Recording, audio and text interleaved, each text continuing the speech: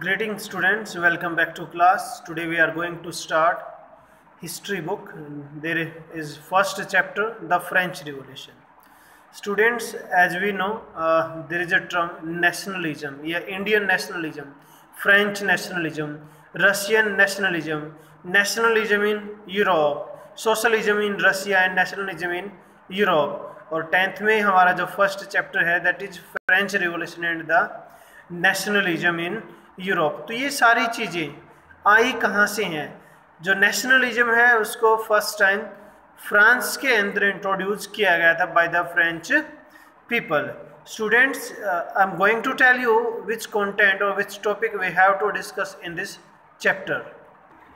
So students, as the name French Revolution, definitely we are going to discuss about the French Revolution and the French society during the late 18th century. यानी late 18th century का मतलब यहाँ 1774 के आसपास की हम बात करें, किस तरीके की फ्रेंच सोसाइटी थी, कितने पार्ट्स में वो डिवाइडेड थी, उसके बारे में हम यहाँ डिस्कस करेंगे. Then we will discuss about the growing middle class, यानी जो मिडिल क्लास फैमिलीज है उसके रोल के बारे में भी हम यहाँ डिस्कस करेंगे. और इसके बीच में एक टॉपिक आपका रहेगा the struggle to survive, that also we have to discuss. The next topic will be here the outbreak of the revolution, यानी जो फ्रेंच रिवोल्यूशन है उसकी शुरुआत कैसे हुई, उसकी स्टेजेस क्या क्या थी, क्या इंसिडेंट या क्या कोज रहे, उनके बारे में भी हम यहाँ इस चैप्टर के अंदर डिस्कस करेंगे. Next, the French become a republic, जो फ्रांस है वो किस तरीके से एक रिपब्लिक कंट्री बना, उसके बारे में भी हम यहाँ इस चैप्टर में डिस्कस करेंगे.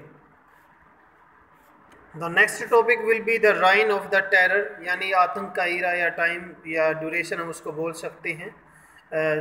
रोबेस्पियर मैकमिलन का जो टाइम पीरियड, उसके बारे में हम डिस्कस करेंगे.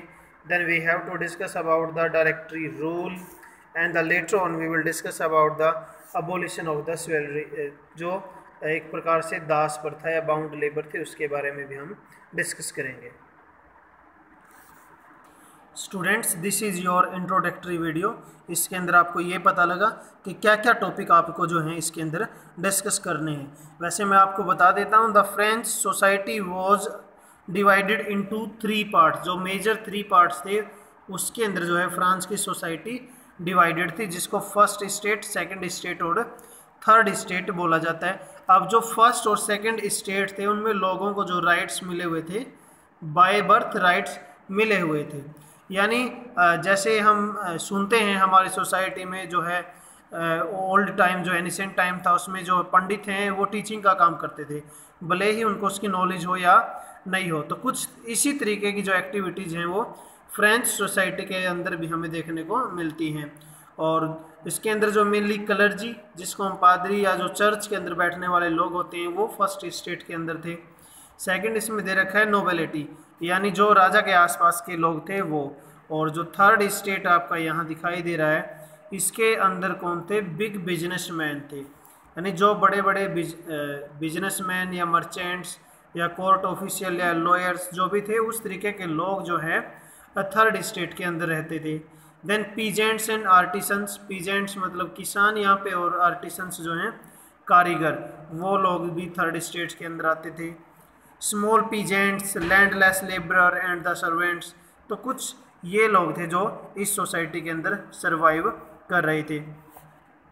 देन इसमें ये है जो middle class, growing the middle class. 18th century के अंदर जो है मिडिल क्लास किस तरीके से ग्रो कर गया, क्या क्या उसकी रीजंस थी, क्योंकि हम उसमें देखेंगे एक प्रकार से ऐसा टाइम देखने को मिलेगा, हंगर स्ट्राइक हो जाएगी, लोगों के पास खाने पीने की चीज़ें नहीं रहेंगी. फिर हम इस चैप्टर के अंदर डिस्कस करेंगे जो फिलोसफर्स थे, जैसे जॉन लॉक या जो है रूसो हैं, मोंटेस्क्यू हैं, उन्होंने अपनी बुक लिखी है two treatises of government. Social contract जो है रूसो ने लिखी है, the spirit of laws Montesquieu ने लिखी है. These things also will be discuss in this chapter. The outbreak of revolution के अंदर हमें first of all we have to discuss about the Louis 16 के, ये कौन था, किस टाइम जो है इसकी मैरिज हुई, किसके साथ इनकी मैरिज हुई, और उनका नेम क्या था, लोगों के रिएक्शन क्या थे जब ऑस्ट्रिया की क्वीन से प्रिंसेस से उन्होंने शादी की थी। तो ये चीज़ें हम यहाँ डिस्कस करने जा रहे हैं। फ्रांस बिकम ए रिपब्लिक, जब लुई 16 को वहाँ से हटा दिया गया था, उसके जाने के बाद किस तरीके से रिपब्लिक बना, किन लोगों को राइट टू वोट दिया गया, एक्टिव सिटीजन किन्हें बोला गया, पैसिव सिटीजन किन्हें बोला गया। These things also we have to discuss in this chapter. Then the reign of the terror, यानी आतंक का जो टाइम है वो किसको बोला गया था, रोबेस्पियर की जो गवर्नमेंट आई थी उनको बोला गया था। क्या पॉलिसीज उन्होंने इम्प्लीमेंट की थी, ऐसे क्या रीजन थे जिसकी वजह से उन्हें जो है राइन ऑफ टेरर डिक्लेयर कर दिया गया। Then in the last we have to discuss about the directory rule.